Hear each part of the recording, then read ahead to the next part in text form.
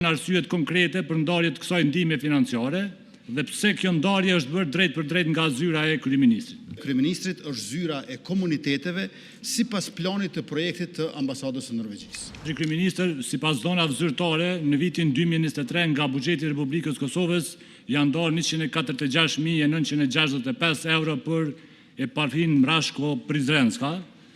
Në këtë drejtim kërkoj sqarim nga ju kryeministër, cilat janë arsyet konkrete për ndarje të kësaj ndihme financiare dhe pse kjo ndarje është bërë drejt për drejt nga zyra e kryeministrit. Fjala për kryeministrin Kurti.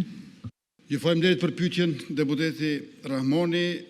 Pyetja juaj ka të bëjë me marrëveshjen që ambasada e Norvegjisë ka pasur me zyrën e kryeministrit për zbatimin e projektit si donacion, ndërtimin e një ferme për mbarshtimin e deleve për nevojat e manastirit Graçanicës në vlerë prej 127.965.027 euro. Kjo vlerë është paguar me datën 14 shkurt të vitit 2023 nga zyra e kryeministrit, është zyra e komuniteteve sipas planit të projektit të ambasadës së Norvegjisë. Pyetje plotësuese nga deputeti Rahmoni. Po, faleminderit. Në bazë të dokumentave që kam marrë për çastje në dokumenta zyrtare kërkesën që kam bërë nga prej vitit 2021 deri në vitin 2026 nga 3.620.000 euro që është shpërndarë nga zyra e kryeministrit ndaj organizatave jo qeveritare, është i vetmi rast ku një, po e them kështu, bashkësie fetare ndahen direkt mjete prej zyrës së kryeministrit. Dhe unë volumtova dhe hyra në faqe të kësaj bashkësia, apo si ta quajmë dojqezës, e cila është dhe në ballin aty shkruajke Kosova me to i.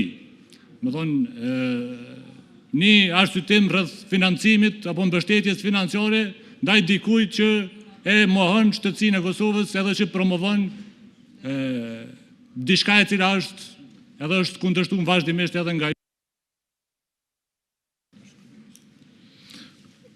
Radha për kryeministrin Kurti, nëse dëshon, ka në dispozicion 2 minuta. Po e ritheksoj edhe një herë që bëhet fjalë për projektin si donacion të ambasadës së Norvegjisë, ndërtimin e një ferme për mbarshtimin e deleve për nevojat e manastirit Graçanicës, edhe vlera është pra edhe një herë 147.965.027 cent euros. Kjo vlerë është pagu edhe një herë para 3 vjetëve me datën 14 shkurt, po nga zyra e kryeministrit, po nga zyra e komuniteteve, sipas planit projektit të ambasadës së Norvegjisë. Nuk është nga Republika e Kosovës. Këtu ngritën në disa çështje të tjera, që në fakt janë pyetje të tjera, ndoshta për herën e ardhshme, mbi emërtimet e Kishës Ortodokse Serbe, mandej të infrastrukturës legjislative tek ne, e që shkon drejt te Kushtetuta e Republikës Kosovës, e te propozimi për status i ish-presidentit finlandez Ahtisaari, që janë çështje shumë të gjëra e pyetje të tjera.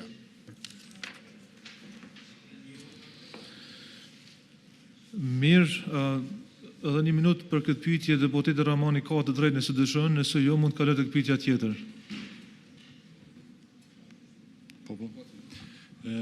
Faleminderit.